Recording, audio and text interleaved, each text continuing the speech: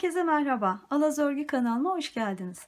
Bugün sizlere görmekte olduğunuz erkek kazağının yapımını anlatmaya çalışacağım.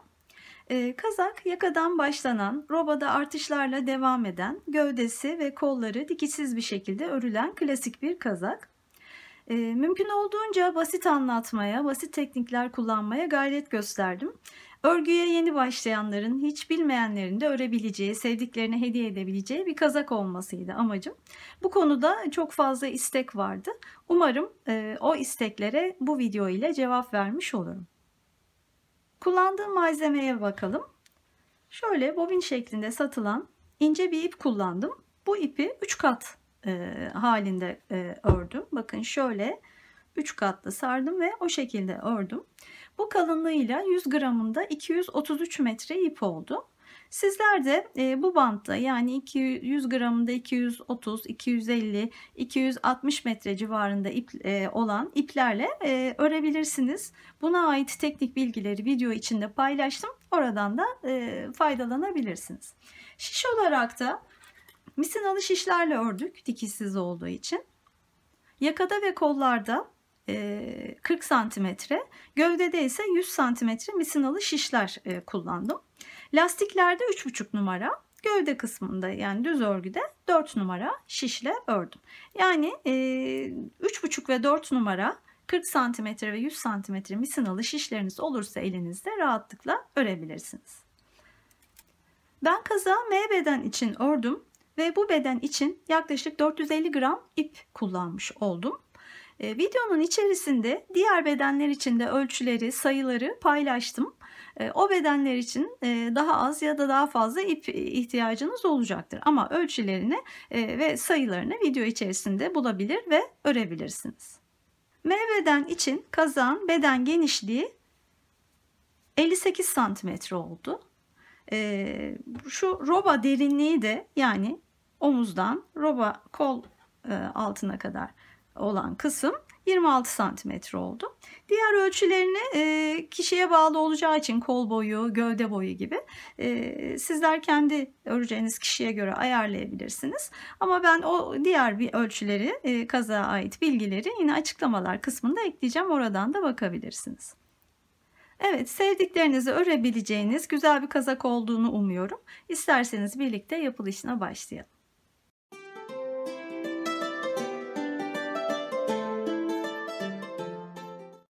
Evet, kazağın yapımına başlayalım ama öncesinde kısa bir bilgilendirme yapmak istiyorum. Şimdi bu kazağın fikri bana gelen, sizlerden gelen mesajlardan doğdu. Zaman zaman şöyle mesajlar alıyorum. Eşime kazak örmek istiyorum. Daha önce hiç tecrübem yok, yapabilir miyim? Nişanlıma ya da erkek arkadaşıma kazak öreceğim. Sadece düz ve ters örgü yapmayı biliyorum. Nasıl bir kazak olmalı? Şimdi bu isteklere cevap verebilmek için bu kazağı tasarlamaya karar verdim. Çok basit teknikleri kullandım. Zorlayacak ya da örgü tecrübesi gerektirecek herhangi bir özelliği olmayacak bu kazağın ve hiç bilmeyenler, yeni başlayanlar da rahatlıkla örebiliyor olacak. Ona uygun bir anlatım yapmaya çalışacağım. İsmi de bu amacına uygun olması açısından senin için kazak oldu. Şimdi kazağın anlatımına bakın, şöyle ben 5 beden için yapacağım. Small, medium, large, x large ve xx large. Bu bedenlerden istediğiniz bedeni burada verdiğim sayılara ve hesaplara göre örerek istediğiniz kazağı elde edebiliyor olacaksınız. Bunun için dikkat etmeniz gereken tek konu var. O da kullanacağınız ipin kalınlığı. Şimdi iplerin kalınlığından bizim ördüğümüz örgüleri etkileyen bir özelliğimiz var. O da ilmek yoğunluğu. Bu ne demek? Şimdi kullanacağınız iple bir numune parçası ördüğünüzde bu numune parçası üzerinde 10 santimetrede şöyle tutup ölçtüğünüzde bir cetvel ya da mezroyla kaç tane ilmek var? Aynı şekilde 10 santimetre şöyle yüksekliğinde de kaç tane sıra var? Bu değerler bize o ipin ilmek yoğunluğunu verir ve ilmek yoğunluğu elde edeceğimiz örgünün boyutunu belirler. Benim kullanacağım ip için ilmek yoğunluğum 22'ye 30. Yani 10 santimetrede 22 tane ilmek var. Şöyle sayarsam. Ve 10 santimetre yükseklikte de 30 tane sıra var. Eğer burada verdiğim sayılarla örecekseniz buna uygun bir ip kullanmanız lazım ki aynı boyutlara ulaşabilin. Daha kalın bir ip kullanırsanız, mesela medium beden yapmak istersiniz, sonuçta elde edeceğiniz kazak large ya da x large olabilir. Daha ince bir ip kullanırsanız da, mesela large beden örmek istiyorsunuzdur, elde edeceğiniz kazak small veya medium bedene dönüşebilir. Doğru sonuca ulaşmak için doğru ipliği kullanmanızı tavsiye ederim. Şimdi ben şu şekilde bakın, makara şeklinde %50 merino yün içeren bir ip kullanacağım. Bu oldukça tek katı ince bir ip. Ben bunu 3 kat halinde sardım ve 3 kat olarak kullanacağım. Bu 3 katla elde ettiğim ilmek yoğunluğu da dediğim gibi 22'ye 30. Şimdi siz eğer hazır ipler alacaksanız bunun için de birkaç tane örnek ip markası paylaşırım. Açıklamalar kısmına eklerim. Oradan bakabilirsiniz. Ya da ilmek yoğunluğu 100 gramında işte 220 metre, 250 metre, 260, 280 metre olan ipler bu değeri yakın sonuçları verecektir. Benim ipimin gramajı ise normalde 100 gramı 700 metreydi. 3 kat kullandığım için 100 gramında 233 metre bir ip oluşmuş oldu. Şimdi dediğim gibi uygun iple başlayarak bu sayfada bütün tasarımı hazırladım ben, bu bedenler için bütün sayıları. Bütün bilgileri burada bulabileceksiniz ve istediğiniz kazağı örüyor olacaksınız. Bu sayfanın görüntüsünü ben videoya eklerim. Dilerseniz ekran görüntüsü olarak da alabilirsiniz.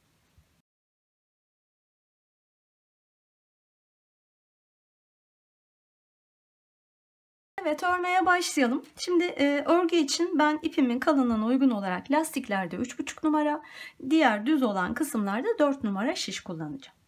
Dikişsiz bir kazak öreceğiz. O nedenle misinalı şiş kullanıyor olacağız. Buna zorunluyuz açıkçası. Yakasını yuvarlak başlayacağım. Dikişsiz bir şekilde aşağıya doğru rova artışlarıyla gövdeyi örmeye devam edeceğim. Yaka için ilmek sayımız az olduğu için 40 cm misinalı bir şişe ihtiyacımız var. Yani kaç numara kullanacaksanız da misina boyunun 40 cm olması gerekiyor. Şimdi şöyle hemen ilk sıradan başlayalım. Dediğim gibi small, medium, large, x large ve xx large bedenlerimiz var. Ben medium beden için öreceğim. Videoda bunun anlatımını yapacağım. Ama siz hangi bedeni yapacaksanız buradaki ilgili sayıyla başlayabilirsiniz. Bakın medium beden için 120 ilmek. Aynı şekilde small için 116, large yine 120, x large 124, xx large 128 ilmekle başlamak uygun olacaktır. Ben 120 ilmekle dediğim gibi medium bedene başlayacağım. Şöyle en basit şekliyle dediğim gibi detaylara çok boğulmadan çok basitleştirilmiş bir şekilde bu çalışmayı anlatmaya çalışacağım. O nedenle kısaca ilmek alma yöntemimi de göstereyim. Bir miktar şöyle 1-1,5 metre kadar ayırdım. 120 ilmeğe yetecek kadar. Şöyle tutuyorum ve ilk ilmeği bu şekilde aldıktan sonra 120 tane ilmek alıyorum. 2 3 4 5 6 120 tane alıp geleyim. 120 tane ilmeğim hazır. Şimdi bakın şöyle yakasından başlıyoruz, dediğim gibi yuvarlak yaka olacağı için bu iki tarafı şimdi birleştireceğiz. İşte bu birleştirme işleminde kullanmak için bir tane fazladan ilmeğe ihtiyacım var. Onun için 121. ilmeği de alıyorum. Bakın şu an 121 oldu. Şimdi şöyle şu ilmeklerin yönünün dönmemesine dikkat ederek, onu da bakın şu alt çizgiyi takip ederek kolaylıkla yapabilirsiniz.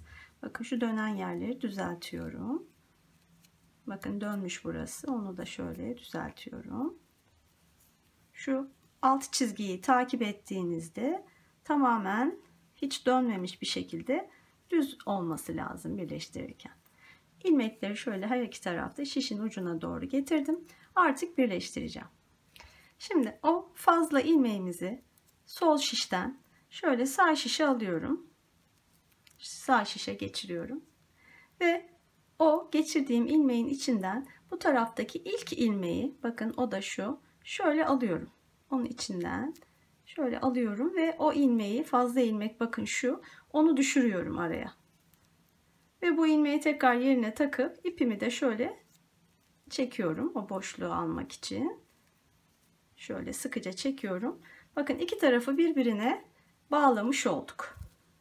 Şimdi burası bizim turumuzun başlangıç noktası. O nedenle takip edebilmek adına buraya bir tane ilmek işaretleyici yerleştirdim. Şimdi örmeye başlayacağız. Yakamız bir düz bir ters lastik olacak. Dolayısıyla standart olarak bir düzle başlayıp bir düz bir ters şeklinde örmeye devam edebiliriz. Bu basit, sıradan basit bir lastik olacak. Bu şekilde devam edebilirsiniz. Ya da bir tık daha başlangıç noktası esnek olsun diye isterseniz, tercih sizin. Bu noktada kararı siz verin. Şöyle de yapabilirsiniz. Ben öyle yapacağım. Şu düzleri bakın şöyle şişimi sol şişin altından şöyle geçiriyorum. Bu düz ilmeği alıyorum. Ve şöyle bir takla attırıyorum ilmeğe. Sonra şişe takıyorum. Ve o şekilde örüyorum. Dediğim gibi buna zorunlu değilsiniz. Normal bir düz bir ters de yapabilirsiniz isterseniz. Düzü böyle ördüm. Tersi normal örüyorum. Şimdi düzü yine öyle yapacağım bakın. Şöyle altından, örgünün altından şişi geçirdim. Sol şişi. Pardon, sağ şişi. Sol şişteki ilmeği şöyle aldım şişimin ucuna ve şöyle bir çevirip tekrar aynı yere taktım ve o şekilde örüyorum. Düz öreceğim. Tersi normal örüyorum. Şimdi bu sırayı bu şekilde öreceğiz. Son ben bir kez daha göstereyim. Siz dilediğiniz yöntemle devam edin. Şöyle aldım. Düzü. Ters çevirdim. Ve ördüm. Sonra ters ördüm. Sıranın sonuna kadar bir düz bir ters şeklinde lastik sıramızı örelim. Sıranın sonundayım. Son 2 ilmek. Onları yine aynı şekilde örüyorum.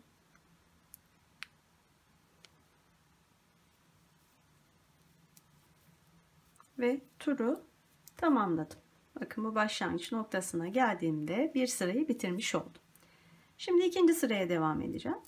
Bu ilk sırayı normal bir düz bir ters şeklinde örenler, benim gibi örmeyenler şu an anlatacağımı dikkate almadan devam etsinler. 3-4 santimetre ne kadar istiyorlarsa lastik uzunluğunu 3-4 santimetre olana kadar yine bir düz bir ters böyle turlar halinde örmeye devam etsinler.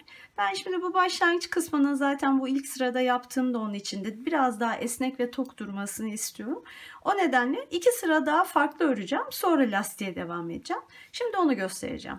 Şimdi ilk sırada bakın, sıradaki ilk ilmeğin bir düz ilmek, onu şöyle ip arkadayken örmeden aldım. Sonra ipi öne geçirdim, tersi ördüm. İpi arkaya aldım, düzü örmeden, ipi öne alıp tersi örerek. İpi arkada, düzü örmeden, ip önde, tersi örerek. Bu sırayı bu şekilde öreceğim. Yine sıra sonuna geliyorum. Bu turu da tamamladım. Şimdi bu şekilde farklı bir sıra daha öreceğim. Klasik lastik örenler bu sırayı da dikkate almadan devam edebilirler.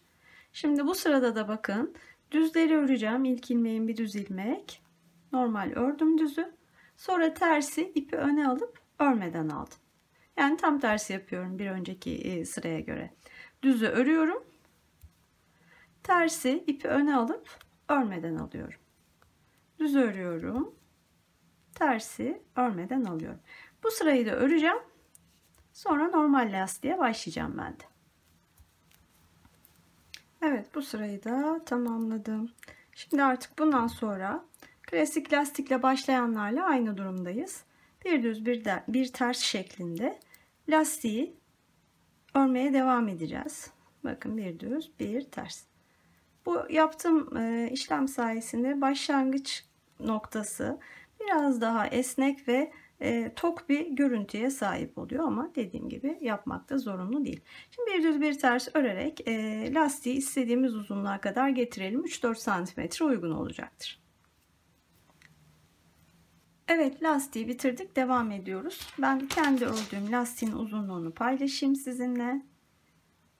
3,5 santimetre oldu. Bence yeterli. Şimdi lastikten sonra artık robaya başlayacağız. Reglen robalı bir kazak olacak.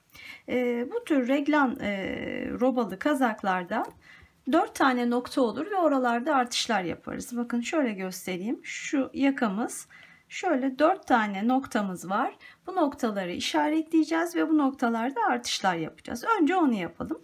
Bakın ben M beden öreceğimi söylemiştim.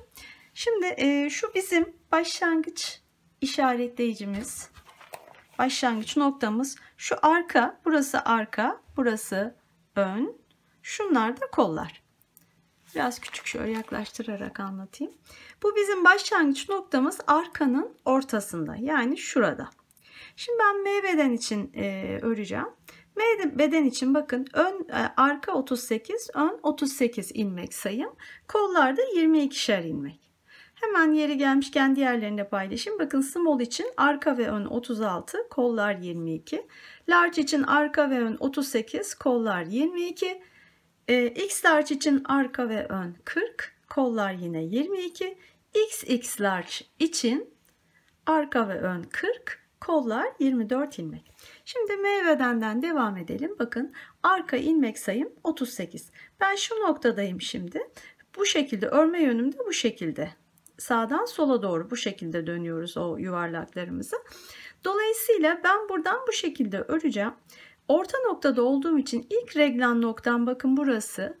Buraya kadar 38'in yarısı 19 tane ilmek gitmem lazım. Diğerlerinde de yine bu ilmeklerin yarısını alacaksınız.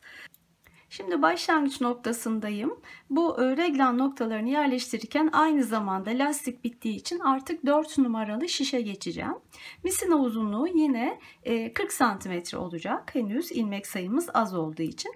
İlerleyen zamanlarda ilmek sayımız arttıkça daha uzun misinalıya geçebiliriz. Şimdi bu bir sırada hem reglen noktalarını işaretleyeceğim hem de dediğim gibi 4 numaraya ve düz örgüye geçiş yapacağım. Şimdilik şiş değiştireceğim için bu ayracı çıkartıyorum ve düz örmeye başlıyorum. İlk reglen noktam için 19 ilmek öreceğim.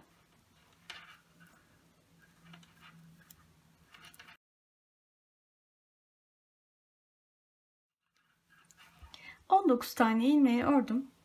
İlk ayracımı yerleştiriyorum. İlk reglen noktasını işaretlemiş oldum. Şimdi devam edeceğim. Sırada kol ilmeklerim var. 22 ilmek. 22 tane örüyorum.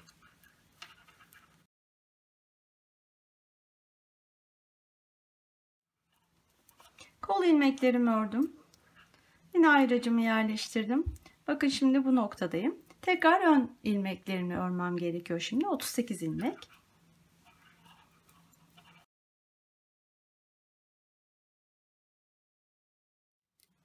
Ön için 38 ilmeği ördüm.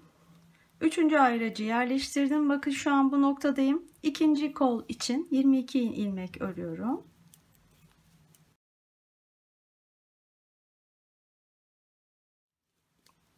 ...22 ilmeği ördüm. Son ayracı yerleştirdim. Geriye sadece arkanın ilmeklerinin yarısı kaldı. 19 ilmek olmalı. Hemen bir kontrol edeceğim. Evet, 19 ilmek. Onları da örüyorum.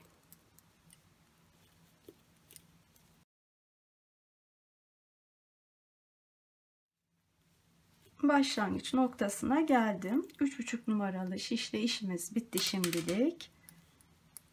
Artık 4 numaralı şişlerle devam edeceğim. Burası başlangıç noktam. Yine yerleştirdim ayracımı. Ve bu noktadan sonra artık robaya başlıyoruz. Şimdi bu noktada yine ikiye ayrılacağız. Çünkü yapmamız gereken ya da yapma ihtimalimiz olan bir çalışma var. Bunu istersek yapabiliriz, istersek yapmadan devam edebiliriz. Şimdi bunun ne olduğunu göstereyim hemen şöyle. Yaka düşürme çalışması bu çalışmanın adı. Şimdi bu nedir? Önce şöyle kısaca bir göstereyim. Bakın eğer bir örgüde yaka düşürme çalışması olmazsa şöyle durur. Şurası arka ortasıydı ya başlangıç noktamız. Onu şöyle arka ortaya gelecek şekilde tutarsam ön ve arka yaka bakın aynı hizada durur. Yani burası boyun kısmı, burası ense kısmı aynı hizada durur. Böyle. Ama insan fiziksel yapısına, insanın fiziksel yapısına daha uygun olmak üzere normalde biz yaka düşürme çalışması yapmayı birçok zaman tercih ederiz. Bu hazır örgülerde de böyledir. Onu yaptığımızda bakın şöyle durur. Bu ön parça, yani boyuna gelen kısım, arka yani enseye gelen kısımlar şöyle biraz daha aşağıda durur. Hazır örgülerde de böyledir. Bir kontrol edebilirsiniz mesela başka bir giysinizde. Bu insana daha rahat bir boyun kısmında rahatsız etmeyecek şekilde daha rahat bir kullanım sağlar. Şimdi bu modelin açıkçası en karmaşık kısmı bu yaka düşürme çalışması. Eğer ben tecrübeli değilim, kafam karışır ya da yapmak istemem derseniz şu andan itibaren anlatacağım kısmı lütfen hiç dikkate almayın. Şu an ekranda yazacak olan dakikaya, videoda o dakikaya atlayın ve oradan örmeye devam edin. Ama ben bunu yapabilirim, sonuçta daha da kullanışlı ve güzel bir kazak olsun istiyorum derseniz şu andan itibaren anlatacağım yaka düşürme çalışmasını yapıp o şekilde devam edebilirsiniz. Şimdi bu noktada bu ayrımı yaptıktan sonra ben yaka düşürme çalışmasını anlatmaya başlıyorum. Şöyle çizimden önce anlatayım nasıl yapacağımızı. Bakın bunun için şöyle şu çizimde anlatacağım. Burası arka noktamız, başlangıç noktamız. Bunlar reglan noktalarımız. Şurası ön parçamız ve biz bu çalışmayı bu ön parçada yapacağız.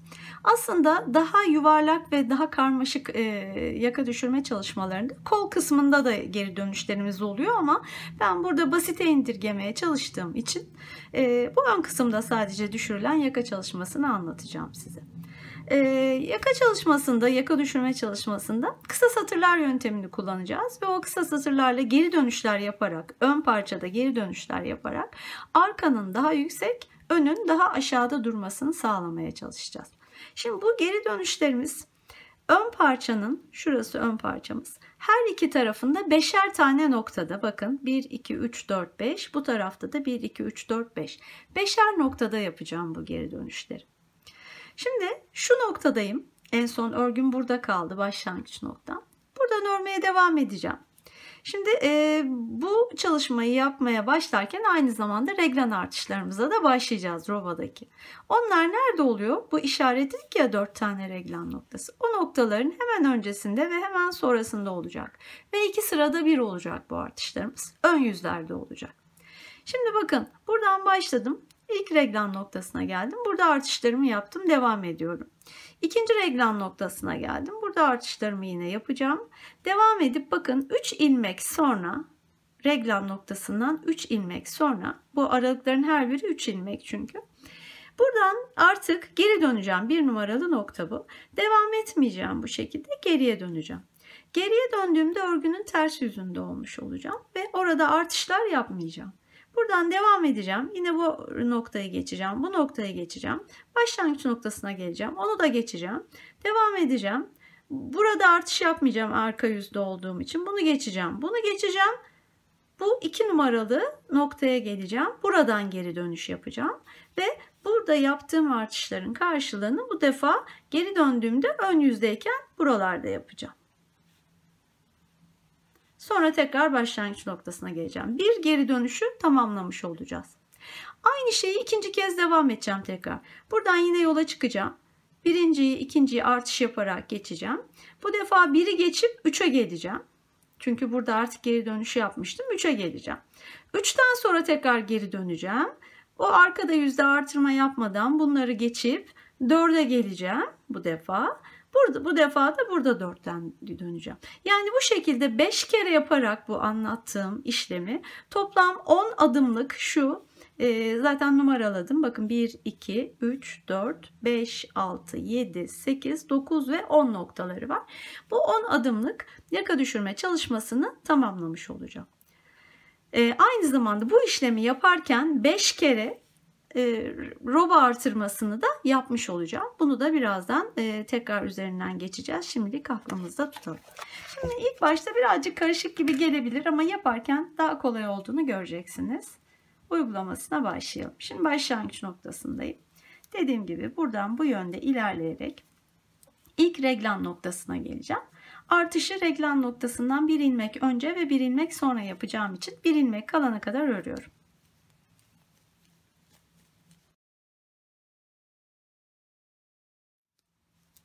Evet, bir ilmek var bakın reglan noktasına.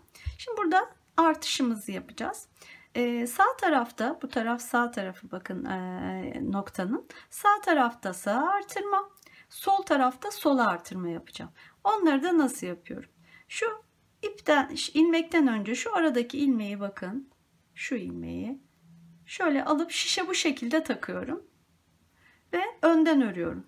Şu ön parçasından. Arkadan örerseniz delik oluşur. Şu ön parçasından şöyle örüyorum. Çaprazlamış oluyorum ve bir delik de oluşmamış oluyor. Şimdi burada sağ artırma yaptım. Bu aradaki bir ilmeği örüyorum. İşaretleyiciyi bu tarafa alıp yine bir ilmek örüyorum. Bir ilmek sonra yapacağım çünkü artırmayı. Burada sola artırma yapacağım. Onu da nasıl yapıyorum? Yine bakın bu aradaki ilmeği alacağım. Sağ artırmada şöyle takmıştım şişe. Bu sefer böyle takmayacağım da bakın şöyle takacağım. Sola doğru duruyor bakın. Zaten yönü anlaşılıyor. Sola doğru duruyor ipin. Böyle taktığımda sağa doğru duruyor. O şekilde kodlayabilirsiniz. Bu şekilde takacağım sol artırma için. Bu defa önden örmeyeceğim. Önden örersem delik oluşur. Şöyle arkadan öreceğim ilmeği. Şu arka parçasından şöyle şişimi geçirerek öreceğim. Şimdi ilk noktadaki artışımızı yaptık. Şurası. Devam ediyorum, ikinci reglan noktasına geleceğim. O bir ilmek öncesine orada da artış yapacağım.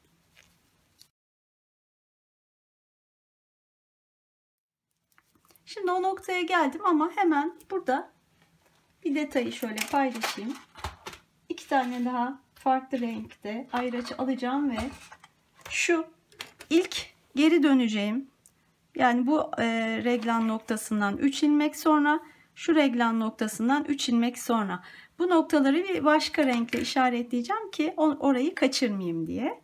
Çünkü birazdan burada da artırma yapacağız. O ilk 3 ilmek hesabı karışmasın kafanızda. Şimdi bakın şöyle duruyoruz. Bu ayracımız burası. 3 ilmek sonrası hemen şöyle şimdilik bunu işaretleyeyim. İlkini işaretlememiz yeterli olacak. Diğerleri için gerek yok. Böyle duruyor. Diğeri de bakın şu taraftaki ayracım şu. Ondan sonraki 3 ilmeği yine şöyle işaretleyeyim. Bunu belirledikten sonra şimdi devam edelim kaldığımız yerden. Şurayı ilk bu sağ artışım yapacağım şimdi bu reglan noktası için.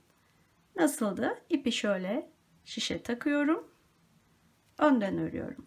Birkaç kez yaptığınızda eliniz alışacaktır. Bir ilmeği ördüm. Ayracı geçirdim.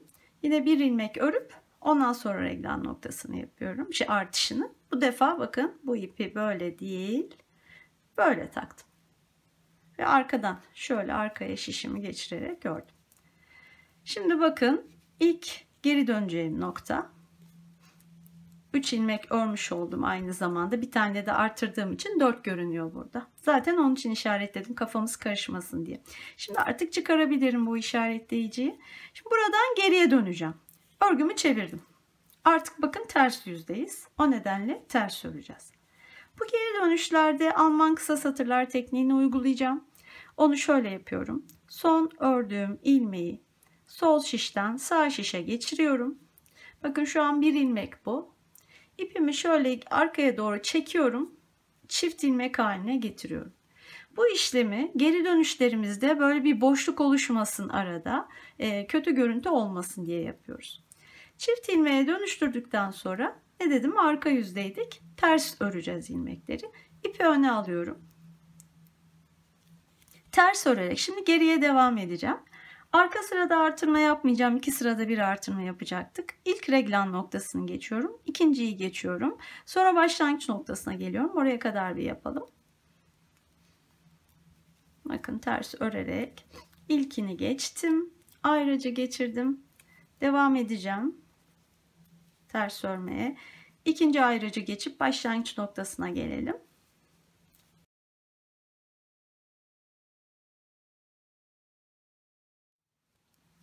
Başlangıç noktasına geldim. Ayrıca geçirip devam edeceğim yine. Bakın şimdi buradan bu yöne gidiyorum. Bu yönde ters yönde olduğumuz için bu iki reglan noktasında artış yapmayacağım. Devam edeceğim. Burada işaretlediğim bu 3 ilmek sonrasına işaretlediğim yere kadar gelip orada geriye döneceğim. Şimdi o yeşil ayrıca kadar örüyorum.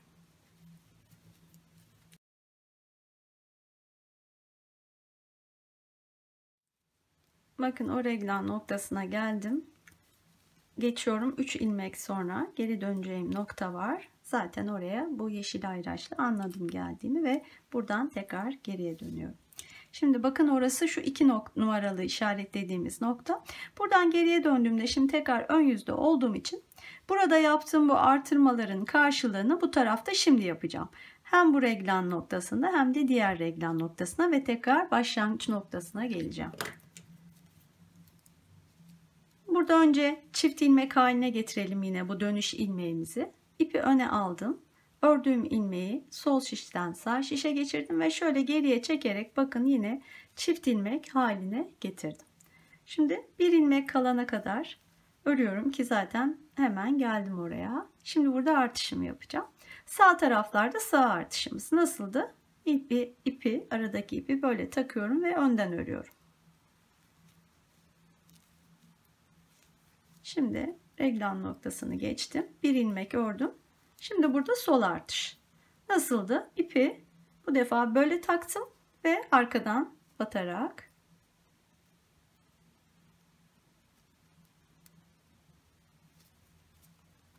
ördüm. Şimdi şuradaki artışımı yaptım. Diğer reglan noktasına yani buradaki artışımı yapıp başlangıç noktasına geleceğiz.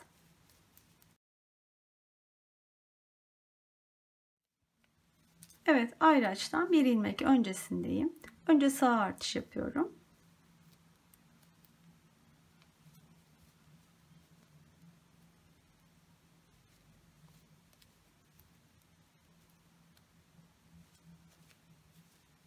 Şimdi o bir ilmeği örüp reglan noktasını geçiyorum. Tekrar bir ilmek örüp tekrar artış yapıyorum. Bu defa sol artış. Böyle.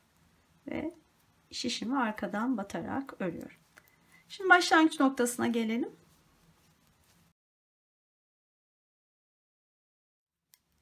Evet, başlangıç noktasındayım.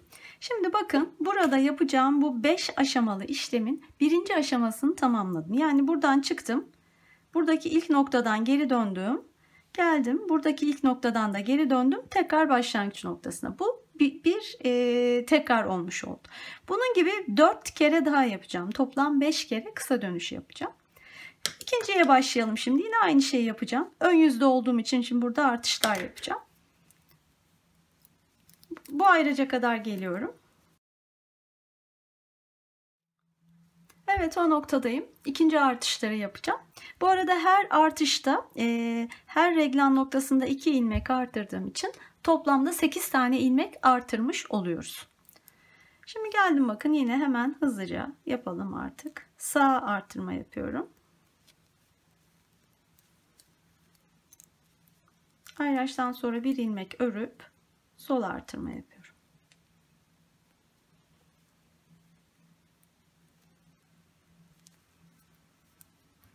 Şimdi devam edeceğim. Diğer noktada aynı işlemleri yapacağım.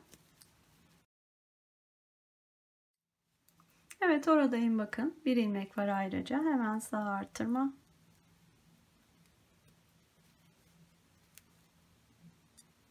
Katlı bir ip kullandığım için buralarda katları ayrılabiliyor. Şimdi ayraçtan sonra bir ilmek örüp sol artırma.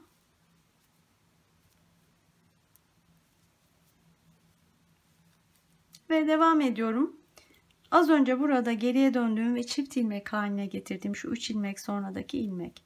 Bakın zaten geldim ona.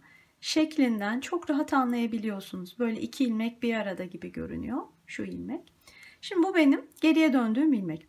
O 2 ilmeği, 2 tane görünen ilmeği tek ilmek olarak bakın şöyle ikisinin içinden batarak tek ilmek gibi örüyorum.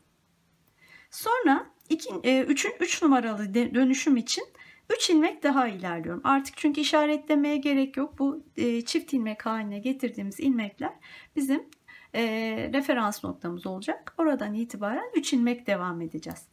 1, 2, 3 ilmek gidiyorum. Buradaki 3 numaralı noktaya geldim. Geriye dönüyorum. Yine aynı işlemi yapacağım. İlmeği daha doğrusu soldan sağa geçirdim ve çift ilmek haline şöyle ipi arkaya çekerek çift ilmek haline getirdim.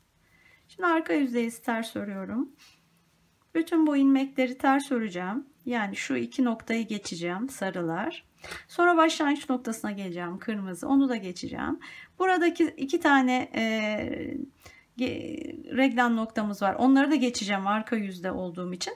Bu taraftaki şu 2 numaralı çift ilmek haline gelen ilmeğe kadar ters örerek hiç başka bir şey yapmadan devam edeceğim.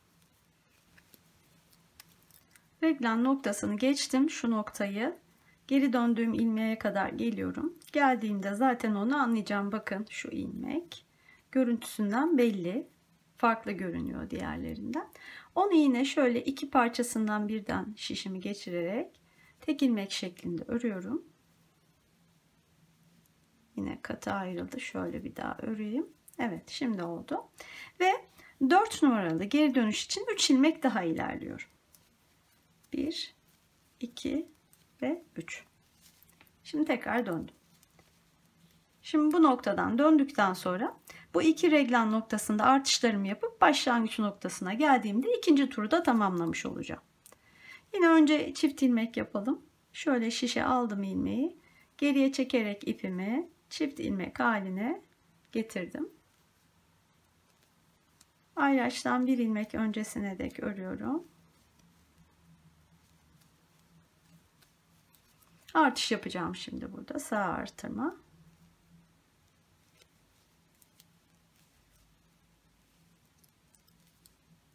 Bir ilmek örüp sol artırma.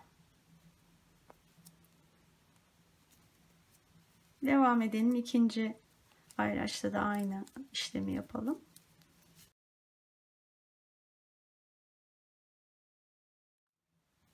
Ayraçtan bir ilmek öncesindeyim. Sağ artırma yapıyorum.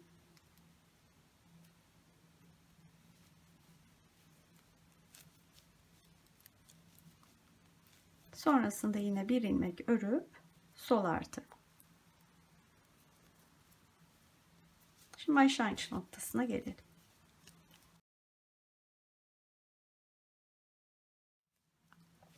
Evet, başlangıç noktasındayım. Şimdi ikinci turu da tamamladık. Üçüncü tura başlayacağız. Bunun için artık daha kısa geçeceğim. Şu an başlangıç noktasındayım. Buradan devam edeceğim. Birinci ve ikinci reglan noktalarında artışlarımı yapıp şuradaki 3 numaradaki çift ilmeğe geleceğim.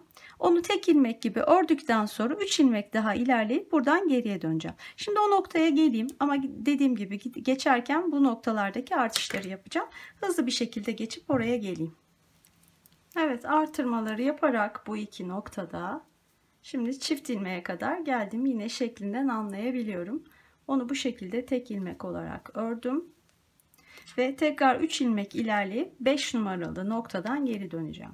1, 2, 3. Geriye döndüm. Şimdi önce çift ilmek haline getirip ilmeğimi ters örerek, arka yüzdeyim çünkü, devam edeceğim. İki noktayı geçeceğim artırmadan. Başlangıç noktasını geçeceğim. Yine buradaki iki noktayı da geçeceğim artırmadan. Buradaki çift ilmeğe, yani 4 numaralı geri dönüş noktasındaki çift ilmeğe kadar geleceğim. Evet, bakın bu 4 numaralı geri döndüğüm noktadaki çift ilmeğe geldim. Onu yine tanıyabiliyorum. Şu ilmek. Onu iki parçasını birden şöyle şişeme geçirip tek ilmek gibi örüyorum. Şimdi 6 numaralı geri dönüş için 3 ilmek daha ilerleyeceğim. 1, 2, 3 ve geri dönüşümü yapıyorum. Çift ilmek haline getirdim. Artık ön yüzdeyim. Ön yüzde bu iki noktadaki artışlarımı yapacağım ve başlangıç noktasına geleceğim. Orayı yine tekrar göstermeyeyim. Artışları yapıp başlangıç noktasına geliyorum. Başlangıç noktasına geldim. Üçüncü turu tamamlamış oldum. Şimdi buradan devam edeceğim. Artırmaları yapacağım her iki noktada. Sonra 5 numaradaki çift ilmeğe geçip 7 numaradaki geri dönüş noktasına geleceğim. 5 numaranın çift ilmeğine geldim. Onu örüyorum. 3 ilmek daha ilerliyorum. 1, 2, 3. 7 numaralı geri dönüşümü yaptım. Yine ilk ilmeği çift ilmek haline getirip Ters örerek devam ediyorum. Şimdi arka yüzdeyim. Bu iki noktayı geçeceğim, artış yapmadan devam edeceğim. Başlangıç noktasını geçeceğim. Burada yine iki noktayı artış yapmadan geçip 6 numaradaki çift ilmeğe geleceğim. 6 numaradaki çift ilmeğe geldim. Onu örüyorum. 3 ilmek ilerleyerek 8 numaradan tekrar geriye dönüyorum. Şimdi artık ön yüzdeyiz. Çift ilmek yaptım. Sonra önümdeki 2 tane reglan noktasında artışlar yapıp başlangıç noktasına geliyorum. Evet, başlangıç noktasına geldim. 4. turu tamamladım. Son tur kaldı. Her iki tarafta da birer kere daha geri döneceğim. Hemen sözlü iğne anlatayım. Şu noktadayım. Devam edeceğim. Ön yüzde olduğum için bu iki noktada artışlarımı yapıp 7 numaradaki çift ilmeğe geleceğim. Onu tek ilmek olarak örüp iç ilmek ilerleyip 9'dan geri döneceğim. Çift ilmekteyim. Onu örüyorum. Sonra 3 ilmek ilerliyorum. Bu yöndeki son geri dönüşümü, 9 numaralı geri dönüşü yapıyorum. Çift ilmek haline getirdim. Ters yönde olduğum için ters örerek devam edeceğim. Bu iki noktadaki artışları yapmadan devam ediyorum. Başlangıç noktasını geçiyorum. Bu iki noktadaki artışları da yapmadan devam edip 8 numaradaki çift ilmeğe geliyorum. Evet, 8 numaradaki çift ilmekteyim. Onu örüyorum. Ve son geri dönüş için 3 ilmek ilerliyorum. Ve geriye dönüyorum. 10 numaralı geri dönüşümüzü yapmış olduk.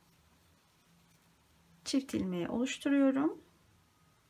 Sonra düz örerek devam edeceğim.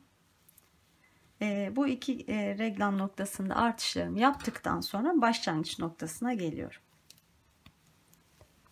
Evet, başlangıç noktasına kadar ördüm. Yaka düşürmeyi tamamladım ve size ne yaptığımızı daha iyi gösterebilmek için bakın ilmeklerin yarısını başka bir şişe aldım. Artık çünkü şiş bayağı ilmek olduğu için rahat şöyle yapayım. Rahat görünmüyordu. Bir kısmını ikinci bir şişe aldım. Ve ne yaptığımızı bakın şimdi şöyle göstereyim size. Burası arkası bakın. Arkada şöyle şu kadar ördük. Hatta onun mesafesini de ölçelim. Kaç santimetre olmuş orası? 3,5 santimetre var. Arkada bu kadar örmüş olduk. Kollarda da yine ördük ama öne bakın. Önde şöyle kenarlardan biraz ördük ama şu ön kısım ilk tam boyun hizası bakın. Hiç hemen hemen örmedik. Yani şuradaki gibi bir örgümüz yok burada.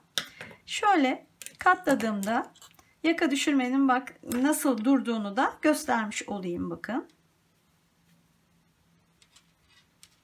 Şöyle alt kısımlarını çakıştırdığımda örgünün bakın ön kısım arkaya göre daha aşağıda, daha rahat bir kullanımı sağlayacak şekilde bakın form almış oldum. Eğer bunu yapmasaydık ki yapmayanlarla şu an aynı noktada buluştuk. Şöyle olacak onların örgüsü bakın. Şöyle. Yani ön ve arka aynı hizada olacak yakalar. Bu şekilde bir kullanım şekli olacak ama bu daha şık ve daha kullanım açısından da konforlu bir sonuç üretmiş oldu bize. Şimdi buradan itibaren artık reglan artışlarına devam edeceğiz. Yaka düşürme çalışmamız bitti. Dediğim gibi yaka düşürme çalışması yapmayan arkadaşlarla şu an yine bu noktadan itibaren ortak devam edeceğiz. Şimdi bakın buradayız. Artık birinci roba artırma dediğim kısım. Toplam bedenlere göre robada kaç tane artış yapacağımızın sayısını vereceğim burada. Small beden için 29 kere. Medium için 30, large için 32, X large için 34, XX large için toplamda 34 kere roba artırımı yapmış olacağız. Şimdi yaka düşürme çalışması yapanlar için şu ana dek 5 kere artırmayı yapmış olduk. O nedenle zaten ilmek sayımız arttı. Ama yapmayan arkadaşlar henüz hiç artırma yapmadılar. Onlar şu andan itibaren mesela small beden için 29, medium beden için 30 kere artırma yapacaklar. Ben şu an medium örüyorum. 30 kere artırma yapmam lazım. 5 tanesini yaka düşürmede yaptım. Bundan sonra 25 artırma yapacağım. Ama yapmayanlar yaka düşürme şu andan itibaren 30 kere artırma yapacaklar. Bundan sonra artık örgümüzün ön ve arka dönüşleri olmayacak yaka düşürmedeki gibi. Hep ön yüzde öreceğiz. Artırmalarımız 2 sırada bir olacak. Onu da şimdi göstereceğim. Bir de şu an check etmeniz adına bakın 5 kere artırma yaptık. Başlarken ilmek sayıları M beden için şöyleydi. Ön ve arka 38'di. 5 artırma sonucunda 48 ilmeğe çıktı. Kollar 22 idi. Yine 5 artırma sonucunda 32 ilmeğe çıktı. Toplam ilmek sayım her artırmada 8 ilmek artırıyoruz. 5 artırmada 40 ilmek arttı. 120 ilmek başlamıştım. 160 ilmeğe ulaşmış durumdayım şu an. Şimdi bu bilgileri verdikten sonra bundan sonraki roba artırmalarını nasıl yapacağız? Henüz artırma yapmayan, yaka düşürme yapmayan arkadaşlar için ilk defa göstereceğim. Diğer arkadaşlar için tekrar gibi olacak ama aynı yönde yapacağımız için bundan sonrakileri aslında onlar için de bilgi paylaşmış olacağım. Şimdi bu orta noktadan başlangıç noktasından itibaren başlıyorum. Şimdi bundan sonraki artırmalarımızı nasıl yapacağız? İlk sıramız artırma sırası olacak. Bu sırada artırmalarımı yapacağım. 4 noktada birden yapacağım artırmalarımı. Tamamlayıp başlangıç noktasına geleceğim. Bir sonraki sırada artırmadan öreceğim. Hiçbir artış yapmayacağım.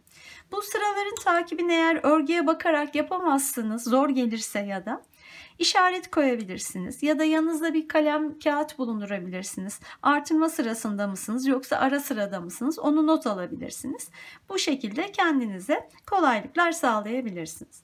Şimdi başlangıç noktasından ilk reglan noktasının bir ilmek öncesine dek örüyorum.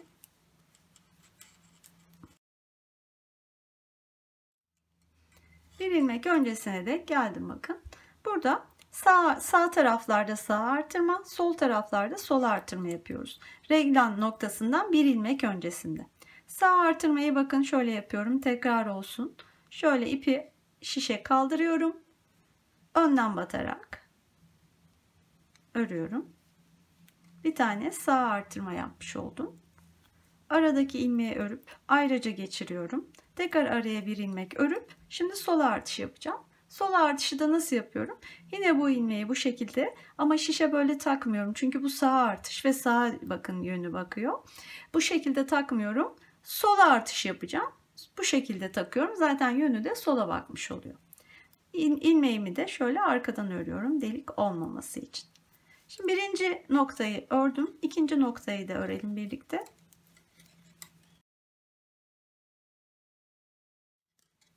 Evet, ikinci reglan noktasında bir ilmek öncesindeyim. Yine sağ artış yapıyorum. İpi şişe bu şekilde alıyorum ve önden batarak örüyorum. Bu aradaki ilmeği örüp ayrıca geçiriyorum.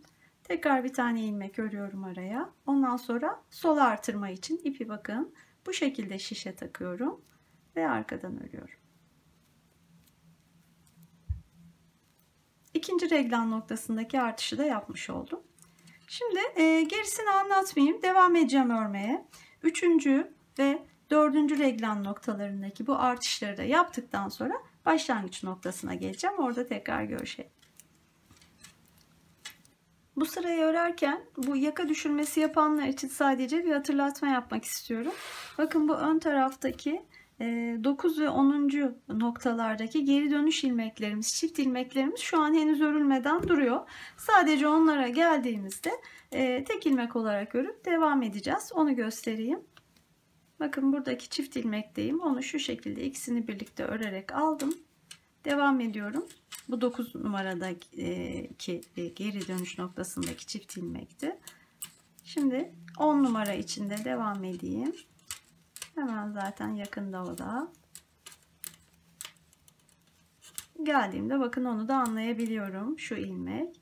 Onu da yine tek ilmek olarak şöyle İki parçasına birden şişimi geçirip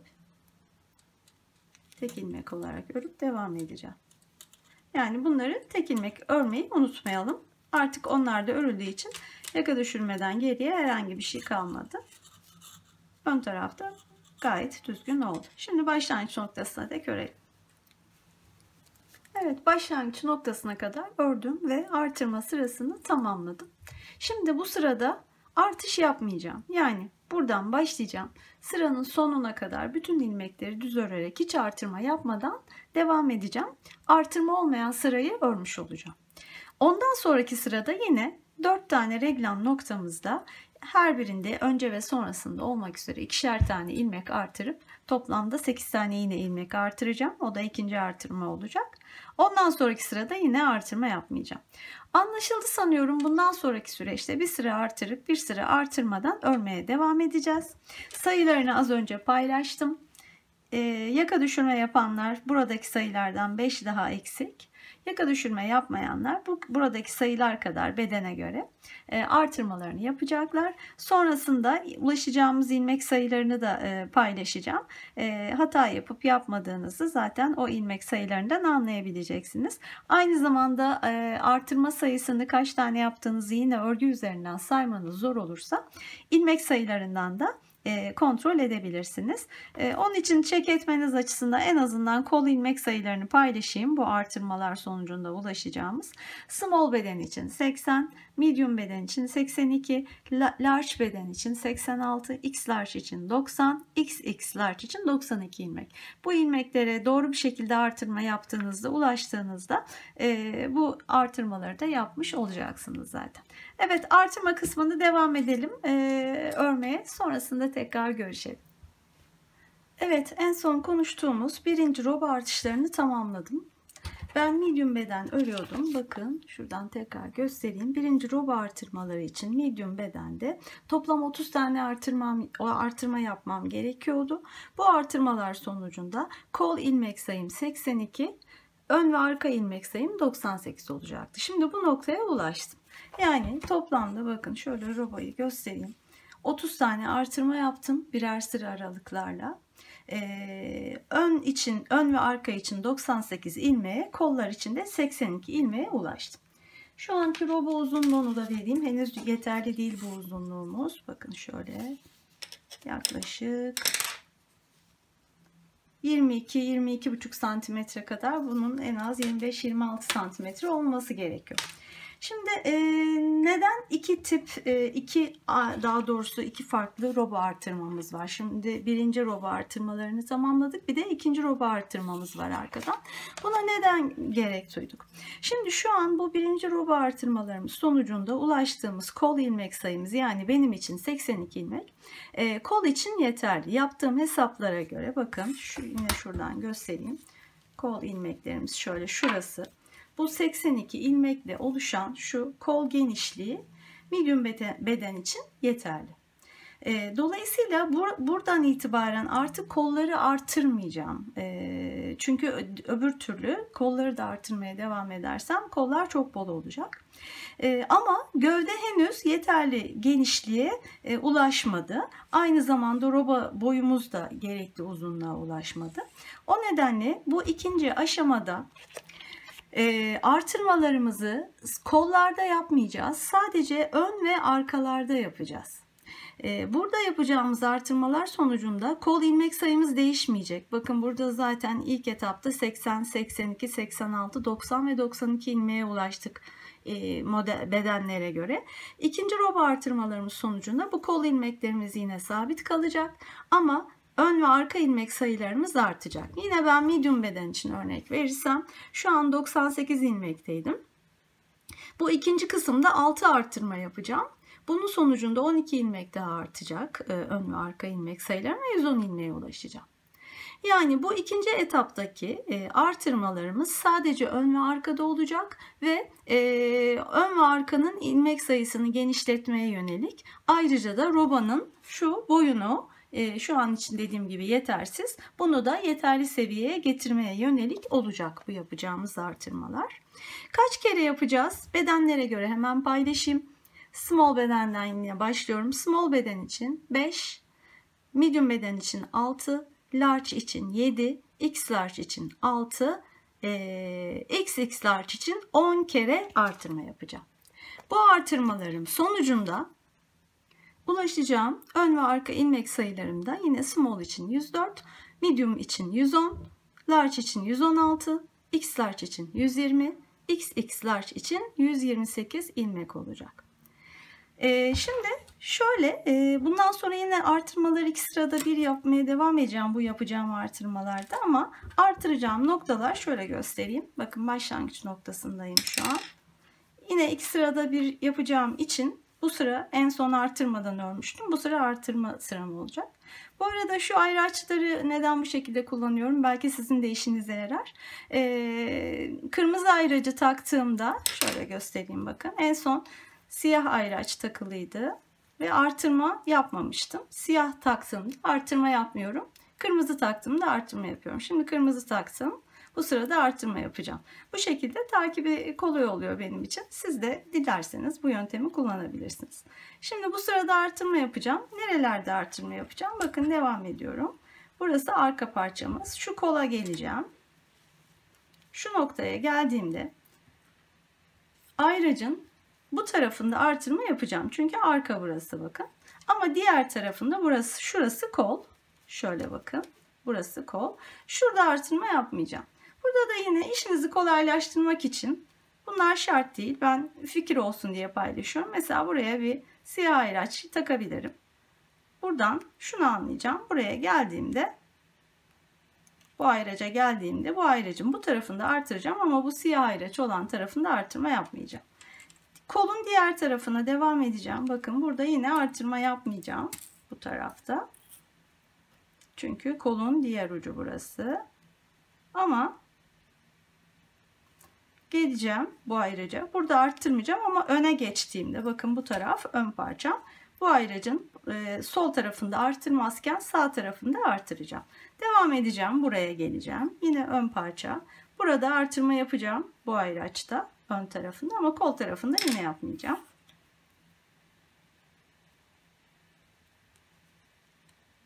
Devam edeceğim. Kolun diğer ucuna geleceğim. Yine burada artırma yapmadan öreceğim.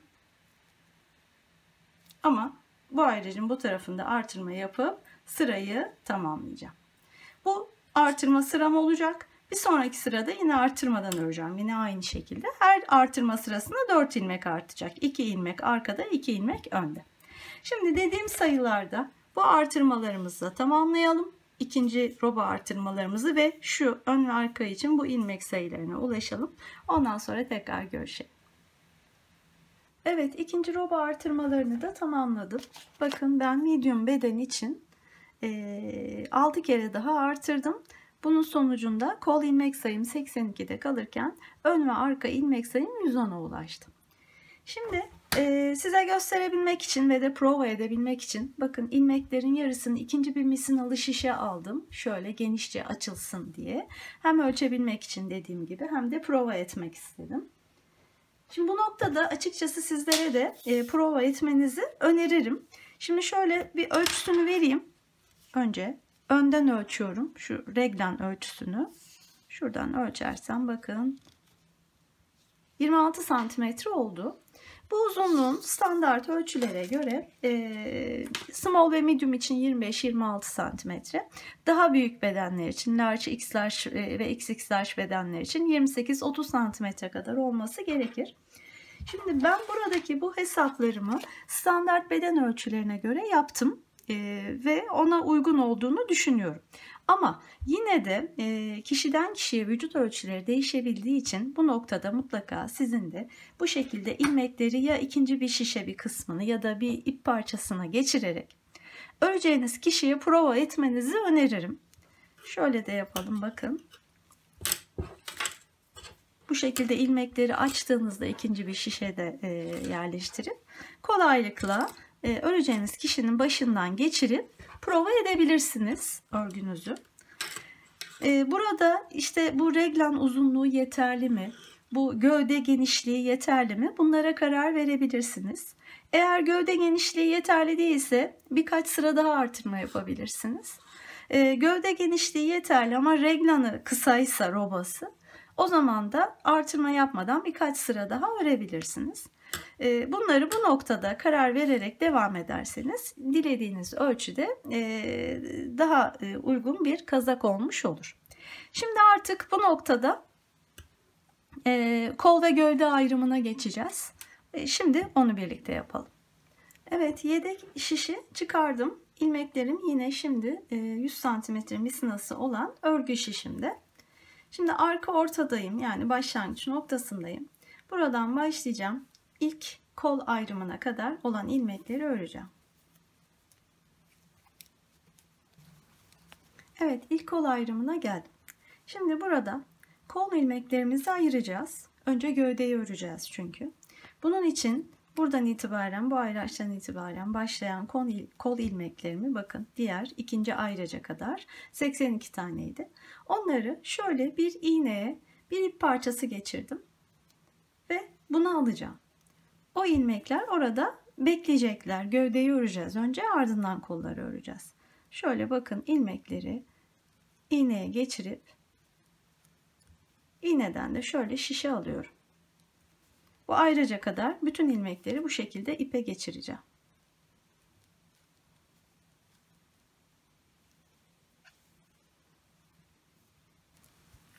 Evet, bakın ikinci ayraca dek ilmekleri iğneye geçirdim. Bunu da çıkartıyorum. Şöyle çekeyim. İğneyi de çıkartabilirim artık. Kol ilmeklerimiz şu an bu ipte güvende. Şöyle de ucunu bağlayalım, açılmasın. Evet, bakın bu şekilde oldu. Şimdi şu an kol altındayız. Kol altını birleştireceğiz. Birleştirirken de kol altının gergin olmaması için araya ilmekler alıyoruz. Kaç tane ilmek alacağız? Hemen paylaşayım. Şöyle bakın yine çalışmamızdan. Şöyle ikinci artırmayı tamamladık. Bakın kol altı ilave ilmek sayısı kaç tane?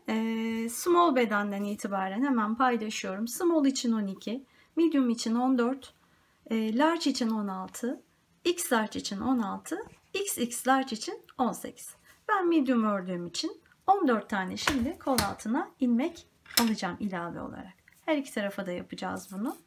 Nasıl yapacağımı göstereyim. Şöyle tutuyorum, bakın burası kol altı, bu arka, burası da ön. İpi şöyle parmağımda, bakın bir kere doluyorum, bir daha doluyorum. Garanti olsun diye, daha sağlam oluyor bu şekilde ilmek almak. Sonra şu ilk ilmeğin, soldaki ilmeğin içinden sağdaki ilmeği şöyle geçirip bir ilmek üretiyorum ve onu şişe takıyorum. Bunu sıkıyorum ki burada boşluk oluşmasın. Bir tane ilmek aldım. Bunun gibi 14 tane ilmek alacağım. Bir daha göstereyim, bakın şöyle parmağıma doladım, bir daha doladım, sonra şu ipin altından bu ipi aldım ve ilmeği üretmiş oldum. İpimi sıkıyorum. 2 tane oldu. Toplam 14 tane ilmek alıyorum.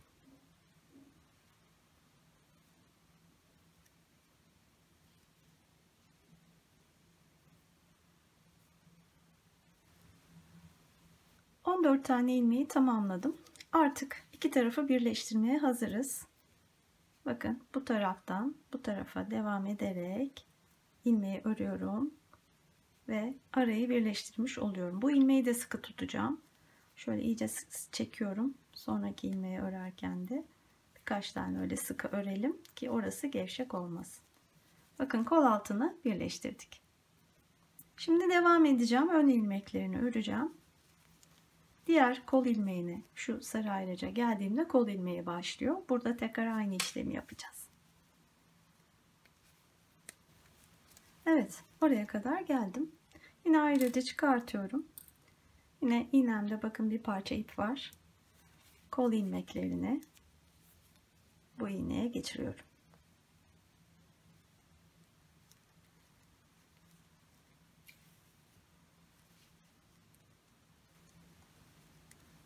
Evet, bu ilmekleri de ipe geçirdik. Yine şöyle ucunu bağlayalım.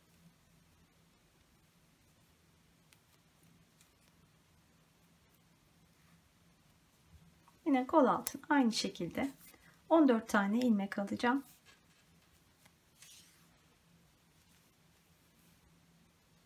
Başlangıcını yine göstereyim şöyle.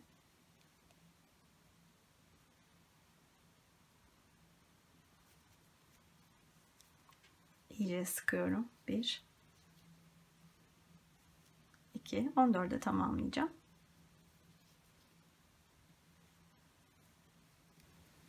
...14 ilmeği aldıktan sonra yine iki tarafı birleştiriyorum. Şimdi örmeye devam edelim. Başlangıç noktasına gelip sonrasında şu kol altı ilmeklere kadar örelim. O ilmekleri nasıl ördüğümüzü göstereyim. Kol altı ilmeklerine geldim. Onları şöyle dikkatli bir şekilde öreceğim. Kaçırmamaya çalışalım. Telafi etmek zor olabilir. Dikkatli bir şekilde onları da örüyorum.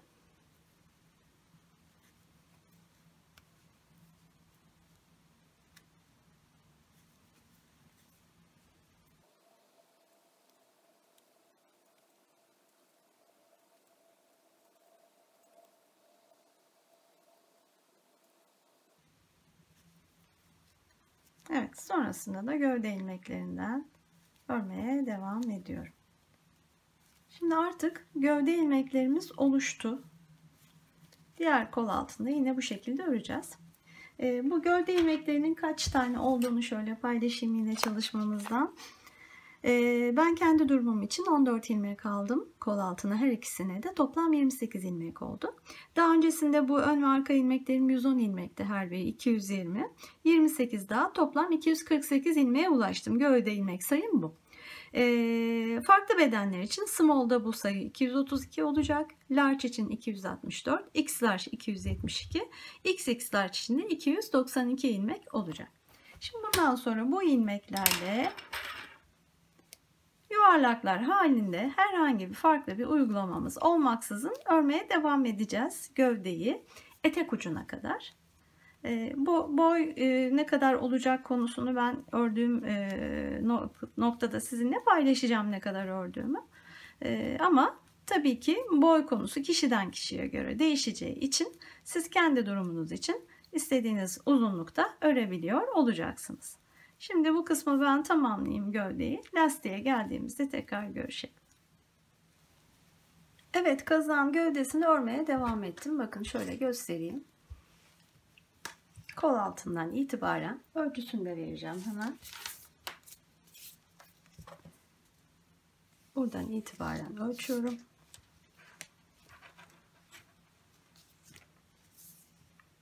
Yaklaşık 33-34 santimetre kadar oldu.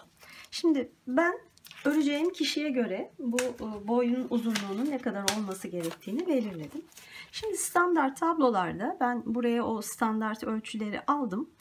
Small bedenden itibaren 44 santimetre, 45 santimetre, 46, 47 ve 48 santimetre olarak verilmiş standart ölçülerde, ama boy elbette ki çok kişisel bir ölçü. Öreceğiniz kişinin boyuna bağlı. Ben yaklaşık 40 santimetre yapacağım, lastik dahil. Dolayısıyla bir 5-6 santimetre lastik de öreceğim için şu an 33-34 santimetre bana yeterli oldu. Siz öreceğiniz kişinin boyuna göre ölçerek ya da bir kıyafetinden ölçerek belirleyebilirsiniz. Şu an olduğumuz noktadan sonra bir 5-6 santimetre lastik öreceğimizi düşünerek bu bitirme noktasını tespit edebilirsiniz. Şimdi burada artık lastiğe başlayacağım. Yaka lastiğinde olduğu gibi şiş numaramı değiştiriyorum. 3,5 numara şişe geçeceğim. Şu an başlangıç noktasındayım. Burada bir düz bir ters lastik örmeye başlayacağım. Geliyorum başlangıç noktasına. Şimdilik ayrıca alıyorum. Bir düz bir ters örerek başlayacağım. Düzle başladım. Ardından bir ters. Bir düz, bir ters. Bu şekilde bir sırayı tamamlayacağım. Başlangıç noktasına geldiğimde şişimi değiştirmiş oluyorum. Bu şişte devam edeceğim. Aynı şekilde düzlerin üstüne düz, terslerin üstüne ters gelecek şekilde. Dediğim gibi 5-6 santimetre kadar lastiğimizi örelim. Ondan sonra bitirmek üzere lastik kısmını tekrar görüşeceğiz. Lastiği yeterince ördüm. Hemen uzunluğunu söyleyeyim size. 6 santimetre oldu. Şimdi artık ilmekleri kapatarak gövdeyi tamamlayacağız. Başlangıç noktasına geldim. Şimdi şöyle kapatıyoruz. İlmekleri örerek kapatacağız. Bakın ilk ilmek bir düz ilmek. Onu düz örüyorum. Ardından gelen ilmek bir ters ilmek. Onu ters örüyorum. Sonra ilk ördüğüm bu düz ilmeği ikinci ördüğüm ters ilmeğin üzerinden geçirerek kesiyorum. Devam edeceğim. İlmekleri olduğu gibi örüyorum. Düzleri düz, tersleri ters. Yine bir düz ilmek var. Düzü örüyorum. Bir önceki ilmeği üzerinden geçiriyorum. Sırada bir ters ilmek var. Ters örüyorum. Bir önceki ilmeği üzerinden geçiriyorum. Bu şekilde. Bir tane daha göstereyim. Düzü örüyorum. Ardından ters örüyorum. Ve onu da kesiyorum.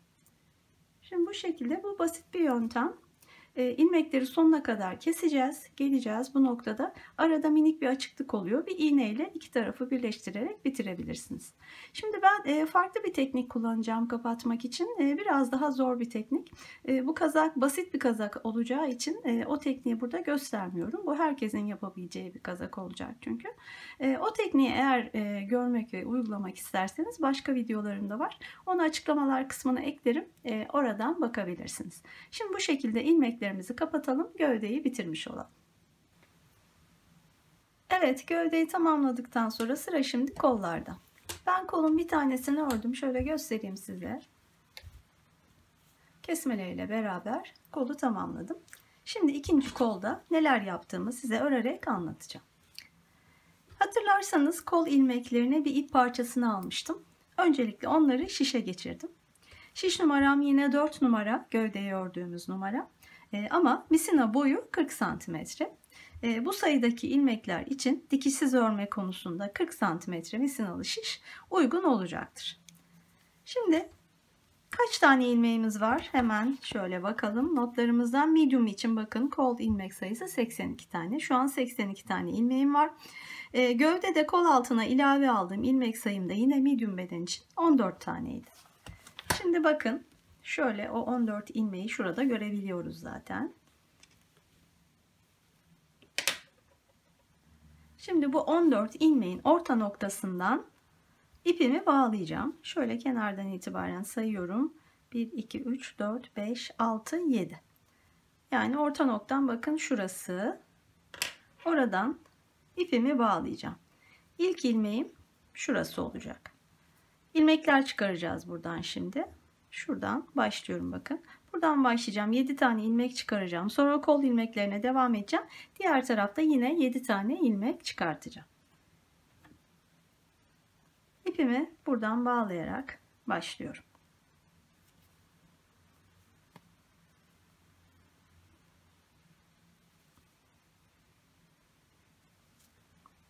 Bir tane ilmek aldım. Şimdi devam edeceğim sırayla ilmekler almaya. Bakın şöyle ilmeklerin içinden batıyorum. 2 3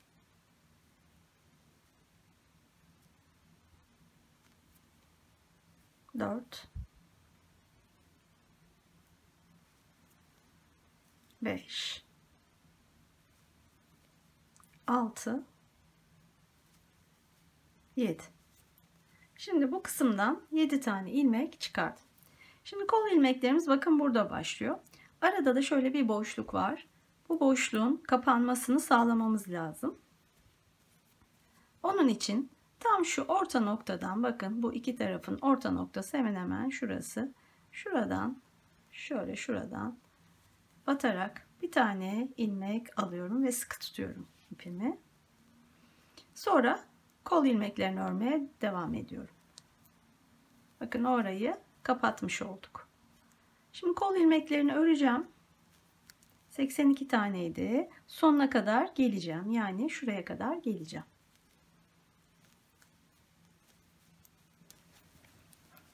Buraya geldim bakın.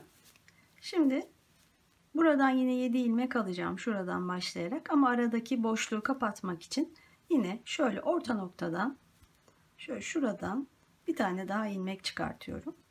Bu ekstradan aldığımız ilmekleri keseceğiz bir sonraki sırada. Şimdi şuradan sayalım. 1 2 3 4 5 6 7, şurası.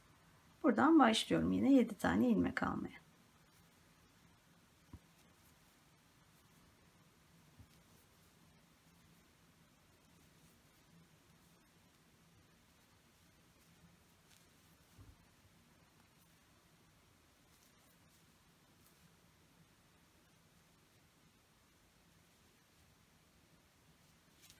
Evet, şimdi 82 ilmeğimiz vardı. Toplam 14 tane de buradan aldık. Dediğim gibi ekstra ilmekleri keseceğim şimdi. Onları saymıyorum. Toplamda 96 tane ilmeğim olacak. Şimdi burası turumuzun başlangıç noktası olduğu için yine bir işaretleyici yerleştirdim. Şimdi o ekstra ilmekleri nasıl keseceğiz ona bakalım bu sırada. 7 tane ilmeği örüyorum bu taraftan aldıklarım.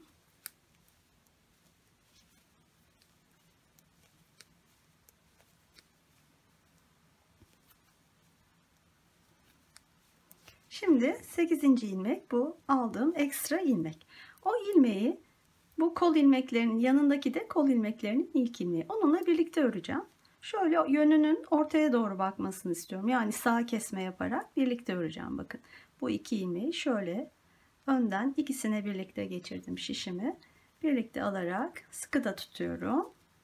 Örüyorum ve sonra da devam ediyorum. Bakın bu arayı düzgün bir şekilde kapatmış olduk. Şimdi devam edeceğim. Buradaki şu 7 ilmekten sonraki ekstra ilmeğe kadar. Evet, diğer tarafa kadar ördüm. Bakın şu 7 tane ilmeğim kol altı için aldığım ilmekler. Bu ekstra ilmek. Bu da ekstra ilmekten bir önceki ilmek. Oraya kadar ördüm. Şimdi bu ekstra ilmeği yanındaki ilmekle yine keserek alacağım. Diğer tarafta da öyle yapmıştık. Bu defa kesme yönümüz yine ortaya doğru olacağı için sola doğru olacak. Sola kesme yapacağım. Bunun için ilmeklerimin yönü bunu gerektirdiğinden bakın şöyle iki ilmeğin yönünü çeviriyorum. Bu şekilde dönüştürmüş oluyorum. Sonra ikisini birlikte keserek alıyorum. Burayı da kapatmış olduk. Sonra 7 tane ilmeğimi öreceğim ve turu tamamlamış olacağım.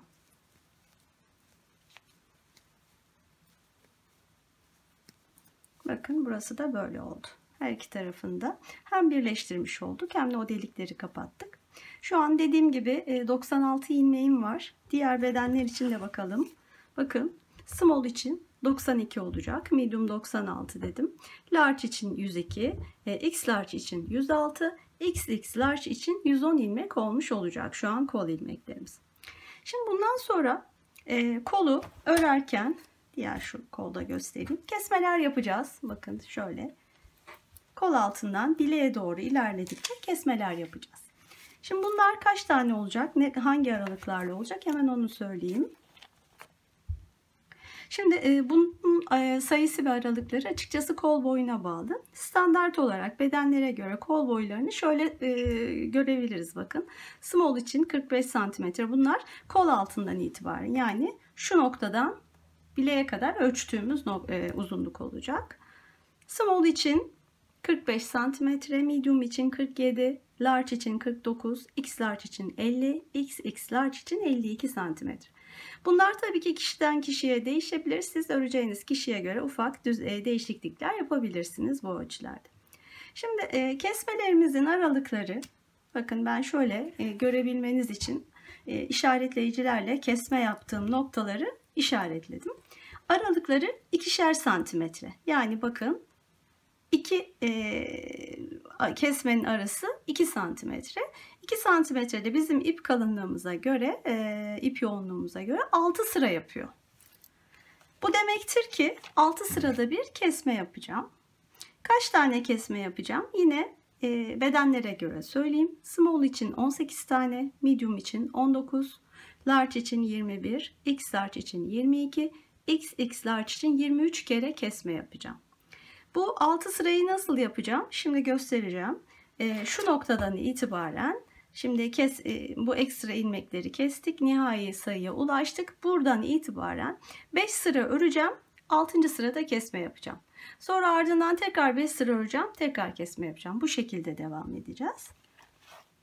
Ve bu yapacağımız kesmelerden sonra kalan ilmek sayılarımız da şöyle olacak.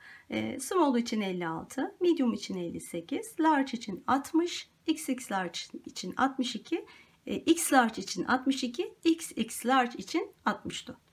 Şimdi dediğim gibi ilk kesmeyi 5 sıra ördükten sonra yapacağım. Şu andan itibaren ben 5 sıra örüp kesmeyi yaparken size nasıl yaptığımı göstereceğim. Eğer sıraları saymakta sıkıntı yaşarsanız, bakın şu an ilk sıraya başladım. Şu ipimi düzelteyim. Şu an ilk sırayı örüyorum. Takip edebilmek isterseniz kolaylık olur size. Hemen buraya bir tane ayraç takabilirsiniz. Bu son ördüğüm bakın ilmeği. Buradan itibaren bunu bir sayarak toplam 5 sıra öreceğim. 6. sırada kesme yapacağım. Yuvarlaklar halinde örüyoruz. Dikişsiz olacak kolumuz. Bu şekilde bir tur tamamlayacağım. Ardından 4 tur daha öreceğim. 5 tur olacak. 6. turda nasıl kesme yaptığımı size göstereceğim. Evet, 5 sıra ördüm. Bakın şu işaretleyiciyi taktığım sıra ilk sıramdı. Onunla birlikte sayarsam 1, 2, 3, 4 ve 5. 5 sıra oldu. Şimdi bu sırada kesme yapacağım. Hemen nasıl yaptığımıza bakalım. Orta noktaya geldim. Şimdi sol taraftayım. Önce bir tane ilmek örüyorum. Sonra kesme yapıyorum. Diğer 2 ilmeği keseceğim. Kesme yönüm hep ortadaki ayraca bakacak. Dolayısıyla sağ kesme yapacağım. O nedenle önden 2 ilmeği birlikte şöyle geçiriyorum şişimi ve birlikte alıyorum.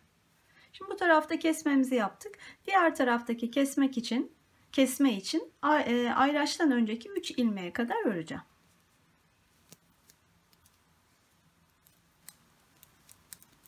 Ayraçtan önceki 3 ilmekteyim. Şimdi bu 2 ilmekte yine kesme yapacağım. Kesme yönü bu defa yine ayraca bakacağı için ortaya sola doğru olacak. Bunun için ilmeklerin yönünü düzeltiyorum. Bu şekilde getirip ikisini birlikte örüyorum. Buradaki kesmeyi de yaptım. Evet. Şimdi tekrar 5 sıra öreceğim. Takip etmek isterseniz yine işaretleyiciler takabilirsiniz. 5 sıra öreceğim. Ardından yine kesme yapacağım. İkinci kesmem olacak. Bu şekilde kalan kesmeleri tamamlayacağım. Şimdi ben 19 tane yapacağım dediğim gibi medium beden için. Şimdi kesmeleri tamamladıktan sonra kol boyunu ölçeceğiz. Şöyle diğer kolda göstereyim. Kol altından itibaren buradan son yaptığım kesmeye kadar mesela şu kısmı ölçeceğim. Kaç santimetre oldu? Şu kol boylarımızı biliyoruz ya da öreceğimiz kişiye göre ölçeceğiz kaç olması gerektiğini, ona göre karar vereceğiz. Bu uzunluğu biliyoruz. Bu uzunluklar bu bilek lastiği dahil uzunluklar. Ben 6 santimetre yaptım lastiği. Dolayısıyla kendi durumum için söyleyeyim, 47 olacak toplam kol boyu. 6 santimetreyi çıkardığımda 41 santimetre kalıyor. Dolayısıyla kol altından itibaren son yaptığım kesmeye kadar ölçeceğim kaç santimetre olduğunu. Onu 41'e tamamlayacağım sonrasında. Yani kesmeden biraz daha öreceğim. Zaten benim birkaç sıra yapmıştı bu kazak için. Dolayısıyla o uzunluğu tamamladıktan sonra lastiğe başlayacağım. Sizler de aynı şekilde kendi kol boylarınızı belirleyip örebilirsiniz. Bu kesmeleri şimdi tamamlayalım aynı şekilde. Sonra kol lastiğinde tekrar buluşalım. Evet, kolu ördüm. Bakın 2 santimetre aralıklarla kesmeleri yaptım. 19 kesme yapmam gerekiyordu. 58 ilmeğe düştüm bunun sonucunda. Yine bu kol boyunun lastik hariç benim için uzunluğu 41 santimetre olmalıydı. Son yaptığım kesmeden sonra bir 3-4 sıra kadar da ördüm 41 santimetre olana kadar. Şimdi lastiğe geçeceğim. 6 santimetre lastik öreceğim. Onunla birlikte toplam kol boyum 47 olacak. Şimdi lastiklerde hep 3,5 numara kullandık. Yine öyle yapacağız. 3,5 numara şişimi alıyorum. Şu son ilmeği de öreyim. Evet, şimdi 3,5 numara şişle lastiği örmeye başlayacağım. Yine bir düz bir ters şeklinde. İlmek sayımız yeterli oldu. 40 santimetrelik misinalı şişle hala devam edebiliyorum. Lastikte de öyle ördüm, diğer kolda da. Yine bunda da öyle öreceğim. Bir düz bir ters örerek 6 santimetre lastiği kolu tamamlayacağım. Ardından da yine dilediğiniz yöntemle kesme yapabilirsiniz. Etek ucunda gösterdiğim gibi ya da orada bahsettiğim diğer yöntemle, İtalyan bind off dediğimiz diğer yöntem de olabilir. İstediğiniz yöntemle kesmeyi de yapıp kolu tamamlayabilirsiniz. Zaten kazağımız da bitmiş olacak bu durumda. Evet, bu şekilde kolu ve kazağımızı tamamlayalım. Evet, kol lastiğini tamamladım. Kazak da böylece bitmiş oldu. Son halini şöyle sizinle paylaşayım. Kollarımız, gövde, etek ucu, arkasına da bakalım. Henüz bloklamadım. Bloklayınca daha da düzgün duracaktır. Böylece kazağı bitirmiş olduk. Oldukça büyük, kadraja sığmıyor. Evet, böylece bu çalışmanın da sonuna gelmiş oldum. Umarım bu kazağı beğenmişsinizdir ve umarım benden bu tür bir kazak isteyenlerin işine yarar. İzlediğiniz için çok teşekkür ediyorum. Kanalımı takip etmeyi unutmayın lütfen. Beğeni ve yorumlarınızı esirgemeyin. Bir sonraki videoda görüşünceye dek hoşça kalın, sevgiyle kalın.